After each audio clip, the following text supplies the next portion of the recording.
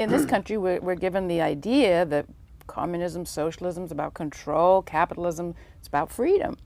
And freedom resonated with centuries of people in this country, at least too.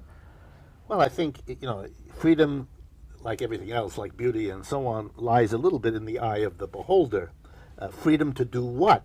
Marx was very clever. I said, yes, you can free a person from slavery, but what freedom is that if the next thing they are is enslaved to another system that treats them very similarly? Marx loved to use the phrase wage slave because he wanted to teach working people that when you move from slave or peasant status and you're now a wage earner, that may turn out to be another kind of slavery, leading you to have to recognize that the further break has to be made, and then Marx tells us how and why that's the case. But that's a tricky sell in the U.S., or at least it must have been in Marx's time, Cornel, because freedom from slavery was a big plus, and to be a wage slave rather than someone getting paid nothing at all was certainly a positive.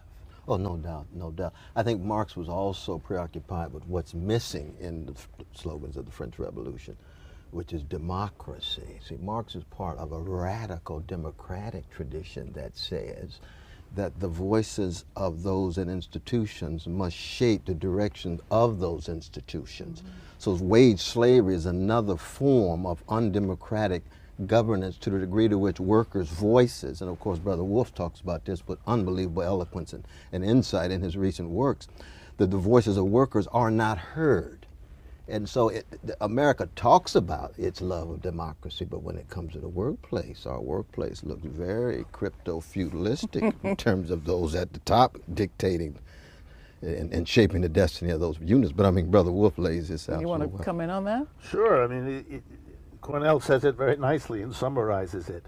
When you go to work in the morning in a capitalist system, you're walking into a place where what you do, how you do it, what's done with the fruits of your brain and your muscle are all handled by a tiny group of people over whom you exercise no power at all. They can fire you and do when they think it's in their interest to do so.